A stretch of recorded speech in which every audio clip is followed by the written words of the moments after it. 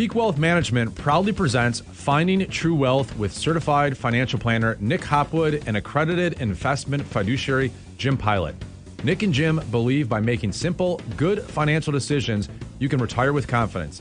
And now, let's turn it over to your hosts, Nick and Jim. Welcome everyone to the Trust the Plan podcast. I'm Nick. And I'm Jim. And we believe by providing education and guidance, we can help you trust the plan. No, we can help you retire confidently. Yes, that's it. So we talked the last few weeks about trusting the plan. Like, what does that really mean? Yeah. So we're going to provide the definition today in 5 minutes or less. It's exciting. So what does it mean to you? Here's the notes. Trust the plan. I mean, a plan you can trust, right? But I think before you even jump into the plan, It's got to be a plan you can there has to be a plan in place, Right. How many times do we have prospects come in, people looking for second opinions, and we say, has your other advisor told you you're on track, right? How does your retirement projections look? And they look at you like, I don't know. We've never really done it, right? Yeah, and it's the strangest thing, but some planners don't plan. Right. Don't do any planning. It's a fact. Yeah.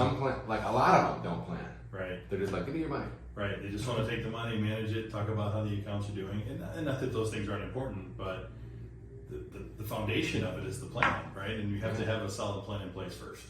Yeah, the investments are very important. It's it's the driver, the vehicle of a lot of the planning itself, but it's not everything. Okay. Right.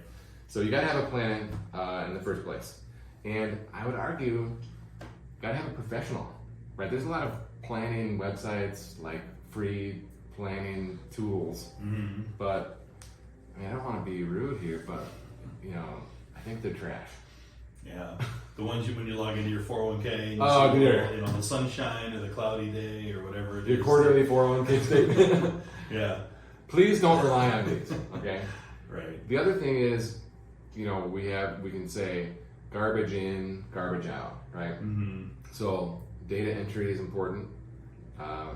You have to know the tool. You can't just pick one and just think that you're an expert at using the software itself, because it should be pretty robust and pretty technical. Yeah. No, absolutely. There's inputting information incorrectly can cause tremendously different outcomes.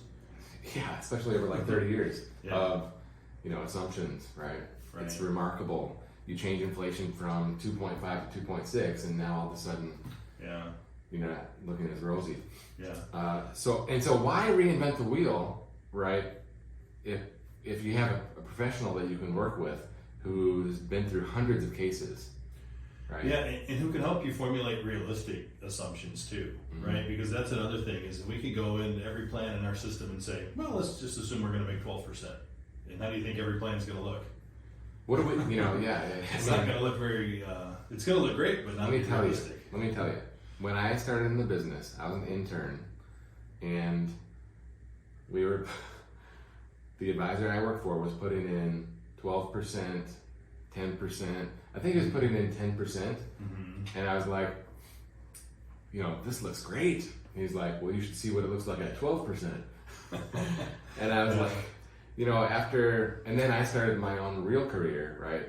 And so I saw the 2001 decline, 2008, 2009 decline, and there was a 10 years of zero. And I thought to myself, my entire career, the market has returned zero. So, forget about this 10% BS. Right. I'm gonna use like 5, right? Because that is super realistic. Right, and that's what we use. And that's it. Our job is not to show you a plan that makes you feel warm and fuzzy, right? Our job is to show you a plan that's realistic and that will actually has a really high probability of coming true. Yes, that's right. High probability of success. And like, think about this, right? Yesterday, this will be probably out in a couple weeks, but yesterday the Dow went down about 1,300 points. And that can make you really feel kind of queasy, right? I didn't want to check them up. The balances last night, so I didn't. And that's my advice for you: is don't bother looking on days like that. Yeah. Wait for the weekend or whatever. But it can make you question what you've put together.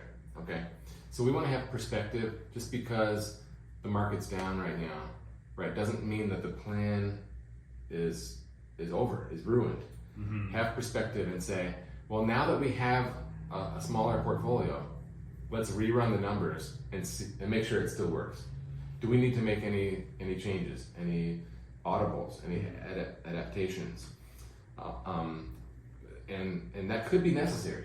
But oftentimes, right, one bad year, the plan still works. Right? Now you get to like 3 years in a row, we might have to make, a more serious audible. Yeah. Okay. But that's not where we are today. Yeah. I mean, I think that's a really good point, right? Because when you see a day like yesterday, right, where the market's down, our minds have a tendency to snowball and spiral in a bad way, right? And say, this is terrible, I'm never going to be able to retire, I'm going to lose it all, right? These extreme thoughts. Or if you're already retired. Right? Yeah, right. But the reality is, nobody wants to see their accounts go down, but the right thing to do is to check back to the plan and say, how does this affect the plan? Are we still on track? Do we still have enough? Are we still in a good position? Do we still have a high probability of success? And all those questions that we talk about when we do the planning process. Exactly. And even with the current values where they're down now, we're projecting forward at 5%. And oftentimes there's a quicker recovery, right? Where, if the market's down 15%, it's going to take 3 years at 5% to get back. Typically that's not the case. On average, that's not the case. And so if we're starting from a lower point, assuming a lower return than historically, it makes me feel like we're still in a good spot. Unless you push the eject button when you're down in the hole, right? I like Alice in Chains, what can I say?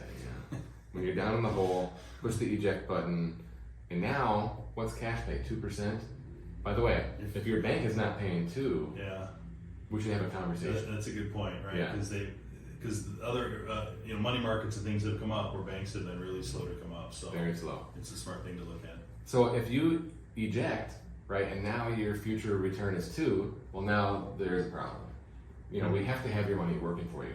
Right. But ultimately, this is what we think about when we think about the term trust the plan. We're really heavy on financial planning, comprehensive, holistic, all the areas, estate planning, investment planning, insurance, tax. We're big on tax. So all of these things come together for the comprehensive financial plan at planwithpeak.com. And we just want to, update that and make sure it still works before we make any rash decisions. Yeah, I think that's good advice. So how long is that, Preston? 7:45. So it's like 8 minutes of definition, right? Okay, it's Nick and Jim signing off. Trust Plan. You've been listening to certified financial planner Nick Hopwood and accredited investment fiduciary Jim Pilat on the Finding True Wealth podcast, sponsored by Peak Wealth Management. You can learn more about Peak Wealth Management by visiting peakwm.com or follow on Twitter at nhopwood1.